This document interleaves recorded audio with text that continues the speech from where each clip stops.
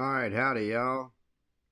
Today we're going to be reacting to Lefties Losing It from Sky News Australia in high speed. As always, God bless America. Now let's get straight into it. Now it's time for Lefties Losing It. It's been a while since I heard of actress Sharon Stone of Basic Instincts, Legs Akimbo fame, and sadly she is another Hollywood leftie losing it, and she has this message for the women of America. I've been thinking a lot about last night's debate, and I've been thinking about the fact that more women are registered to vote than any other singular group. So ladies, remember this. No matter how sleepy Joe may have seemed, he's wide awake for you. So vote for yourself. Wide awake and crapping his pants. Yes, the dementia dude is wide awake for you. This is a guy who doesn't even know what a woman is and who wants men in women's sport, in women's locker rooms, prisons. Apparently he's a champion of women. Thank God we have Hollywood has-beens like Sharon telling us how to vote. Now let's watch this young woman give mixed messages about pronouns. Are we supposed to ask or not? Ma'am or sir, I'm not sure. I didn't misgender you, did I? Oh, please go yourself. Oh, that's not. He said ma'am or sir, trying to be nice, and she says go F yourself. They're doing this just so they have a right to bitch. Whether you call them sir or ma'am, no matter what you say, they're going to say the opposite. These people are so stupid. Dumbest people on earth. That's not very ladylike. Oh, now you're misgendering me. Ladylike. Oh, well, what are you exactly? None of your business. What are you? Well, you said I misgendered you. If I don't know what you are, how can I not misgender you? You can't win with some people. I'm still not sure whether that's satire or real because it's just too funny. But sometimes with these people, you might be married to them and still making these mistakes. I recently came out as non-binary to my fianc, and he's having a hard time switching my pronouns. Let's see if this helps. Her fianc. Run, dude, run. And staying on pronouns, let's hear from this. Yes, you need to run very fast. If your girlfriend comes out as non-binary, like, you're in trouble. You need to run as fast as you can. This lass who went from she, her to they, them, but now she prefers what she calls collective pronouns because, you know, it's the vibe. Yes, I'd be happy to. So, I have... Oh my god, she's got hairy armpits. slowly but surely been identifying less and less with she, her, hers, which were my pronouns for years. Oh, that's so disgusting. Her, hers, which were my pronouns for years. Oh, look at that.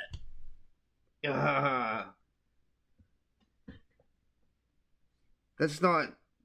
You definitely need to go by him, you freaking weirdo. Look, that's so disgusting. Years, and for a while I was, I guess they, them, theirs, whatever worked for me. But I realized that we're also inherently connected, that what makes me feel most validated is when I and when others use us and ours and we. Like, I love that for us. Like, instead of I love that for you, like, I love that for us. And things like that, you know what I mean? It makes me feel really happy, and as often as I can, I strive to use collective pronouns. Oh dear, I think we need to clone this cat until we can figure out what is happening. You know this clip. Hi, my name is Erin. I use she, her pronouns, and I'm... Give that cat a raise. We've played a lot of car crash moments from that presidential debate, but for pure comic timing and lols, nothing beats this classic moment from 2016 where Megyn Kelly, then a Fox News anchor, had this tough question for Trump. In particular, when it comes to women. You call women you don't like fat pigs, dogs, slobs, and disgusting animals. Your Twitter account... Only Rosie O'Donnell. I love it. He adjusts the mic just to say that. No, it wasn't.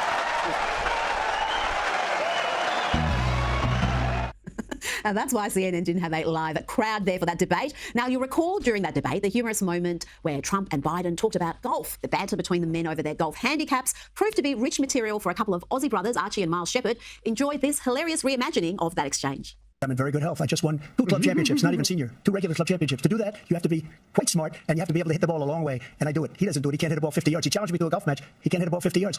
I think I'm in very good shape. I feel that I'm as in good a shape as I was 25, 30 years ago. Actually, I'm probably a little bit lighter. Look, I'd be happy to have a driving contest with him. The reason I got my handicap, which when I was vice president, down to a 6. But by the way, I told you before, I'm happy to play golf if you carry your own bag. Think you can do it? That's the biggest line. He's a 6 handicap of all. I was 8 handicap. Yeah. 8. I've seen you swing. I know you swing. Let's not act like children. President Trump, we're going to Let's not act like children. to a specific concern. They're so good. Now, from that intentional hilarity to unintentional hilarity, courtesy of Labor MP and Shadow Foreign Secretary David Lammy, who thinks men can grow a cervix or perhaps have one implanted. Is it transphobic to say only women have a cervix, David? I don't know if it's transphobic, but it's not accurate, Nick. I mean, obviously, it's probably the case that only that trans women don't have ovaries, but a cervix, I understand, is something that you can have following various procedures and hormone treatment and all the rest of it. Wow, Labor are about to win in a landslide, so that clown is about to be Foreign Secretary. Good luck, Britain. Now, more lefties losing it with my next guest, documentary filmmaker and commentator Ami Horowitz. Ami, will get to the chaos in the Biden White House shortly, but first we've played footage here of Jewish-owned restaurants, businesses being targeted by protesters, including in Democrat heartland Washington, D.C. Tate, the most basic Israeli establishment in D.C. Here we have some mediocre white people to start the day off. More mediocre white people. You guys are going to mediocre white people. See, people need to start standing up and telling these people to F off. Stand straight up and just tell him to F off, go F yourself, and that'll ruin his video. He's literally making a video just to belittle all these people. People need to start standing up and telling these people, get the hell out of here. You pass, but next time, please skip Tate. It's owned by devilish white people. Guys, look at this white man here. Sir, do you have a stance on Palestine, sir? And now in another very liberal... Yeah, I got a stance on Palestine. They can go to hell. Progressive area, West Hollywood, a Jewish man says he was denied service because he was wearing a kippah. I cannot buy coffee. Why? No one should say I cannot buy coffee. Why? I don't know. Because the records I'm Jewish. Who can I decide? You or the owner? Why is he prohibited from buying coffee? Who can I decide? I'm sorry. I have a question. Who can make the decision? You or the owner? Please just get off the Okay. Why can't you buy coffee? See, people, these people need flogged. That is putting all over social media that they're denying people, Jewish people, service, and they'll just shut this restaurant down. Like, this is like Hitler was racist against Jews. I don't understand how people think this is okay to not serve a Jewish man. Like, you people are literally acting like Nazi Hitler himself by persecuting Jewish people. Won't be long, they'll be out of business. Why can't you buy coffee? I have a keeper. Why can't you buy coffee? Ami, the owner, according to that Jewish man, didn't want to serve him because he's Jewish, but some of the staff and customers expressed support. But you would have noted the rainbow flags in the shot, the so-called tolerant and inclusive, are proving to be anything but. Yeah, no, I did notice that. And look, there's a silver lining here. And the silver lining with all the problems we've been having is that we have now revealed what we've been saying for years. That it really is not about Israel. It's not about anti-Zionism. It's about anti-Semitism. They've cloaked themselves in this, hey, I don't hate Jews, hate Israel, garbage for years. And now it's all opened up. Now we all see it for what it's worth. That's the good side, that we've actually exposed them for who they are and what they are. When it comes to the LGBT flags and support for the Palestinians, I find it so fascinating. And it's a kind of a deep dive here. But here's the reality. There is a connection between support among the LGBT community and the Palestinians. And it's baffling to most people because, look, they're throwing gay people off of roofs, right? They're murdering gay people, not just in Gaza, Hamas-controlled Gaza, but also the tolerant West Bank of the Palestinians. And what it comes down to is ultimately this idea of shared victimhood, right? That victimhood is such a powerful human emotion that they would rather connect with other victims, perceived victims, even if those people are actually persecuting them. That's how powerful that emotion is. It actually goes against your core drive of who you are. It's terrible. It's unfortunate. It's the same reason why if you go to climate change marches, there are always flags for the Palestinians. What's the connection, right? The connection is we see global victimhood with the Palestinians victims, and that's the reason why. It is. It's all that intersectionality, as they prefer to call it. It's essentially an anti-West neo-Marxist movement, and you can pick them on any issue. On any issue, you know precisely where they're going to fall. Now to the White House, and it's been a rough 24 hours for White House Press Secretary Karine Jean-Pierre. Let's see how well she went. All of us saw what happened on Thursday, where he said we could not form coherent answers. Does President Biden... Look at her face. She just feels defeated. To have to go to work and lie through your teeth every single day. Look at her. She hates her life. And I don't blame her. 81 years old, have Alzheimer's, any form of dementia or degenerative illness that will cause these sorts of lapses. And it's a yes or no question. And if you don't know, why don't you, as one of his senior staff members, know? I have an answer for you. Are you ready for it? It's a no. And I hope you're asking the other guy the same exact question.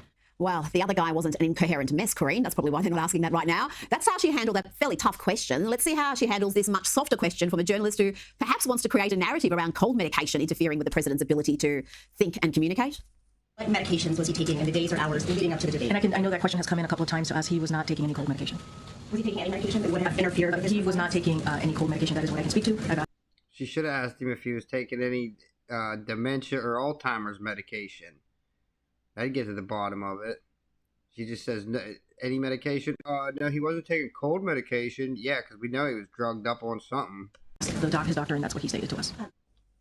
He was not taking any cold medication, but they asked about any medication, Army. Does anyone in America seriously believe the president is not helped, not medicated to perform through certain events? Granted, that medication didn't do a great job during the presidential debate, but it's going to be increasingly difficult to undo the deterioration we see in the president with a cocktail of drugs.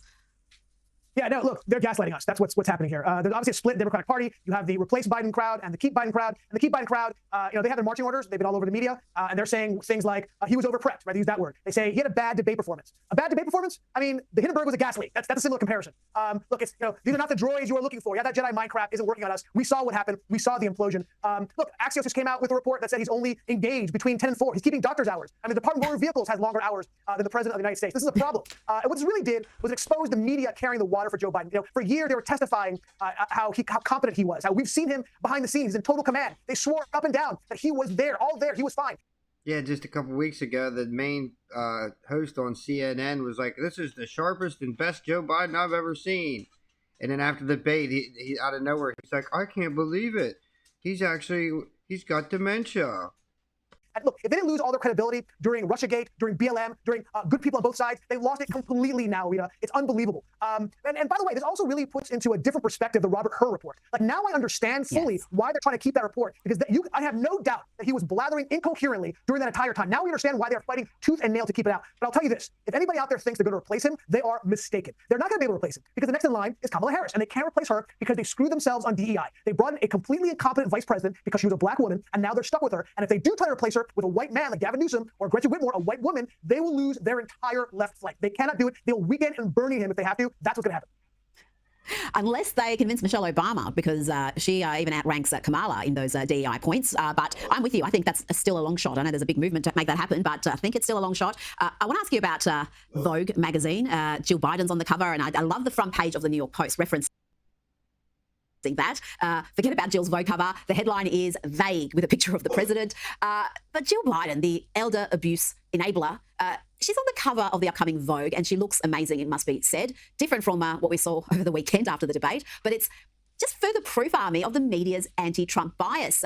We had Hillary Clinton, Michelle Obama, Jill Biden. Michelle and Jill have had several Vogue covers, but Melania... She straight up looks like a dude. And Melania is a gorgeous woman, and they put these ugly, dumb women on here, and they deny an actual beautiful woman the right to be on Vogue. Like, she looks like a dude. A fashion and beauty icon, a model, she was shunned. What do you make of the timing? Straight up looks like a dude in a dress. But yet Melania doesn't even get the offer. And they put that ugly bitch on there a couple of times. That's ridiculous. Of this Jill Biden Vogue cover, to be on the cover of a fashion magazine after what has just happened with her husband at that debate and all the scrutiny of her role in keeping him going and not allowing him to, I don't know, enjoy his final years, relaxing somewhere with the grandchildren. First of all, Rita, shame on you. Okay, it's Dr. Jill Biden, the greatest medical mind of our time, up there with Dr. Strange and Dr. Pepper. So shame on you. That's a preferred pronoun, so we're clear. Dr. Jill Biden. Now, look, obviously they're carrying the water of the Biden administration, and yes, that's exactly what they're trying to do. They're trying to. And by the way, you're right. She looks great for 73. Absolutely stunning. But yes, of course, Vogue is in the pocket of the Democratic Party. They have been for years. None of this is new. And look, the timing is. I don't think the timing is. I think it's suspect. I think they did it for a reason. They did it now because they're trying to move away from Joe Biden and his debate performance. Army Horowitz, thank you so much for your time this evening. Always a pleasure. Alright, that's today's video. If you like it, like it. If you like it a lot, go ahead and subscribe for more high-speed news. And if you got any ideas on how I can make the channel better, go ahead and leave it in the comments. Till the next time, God bless you all.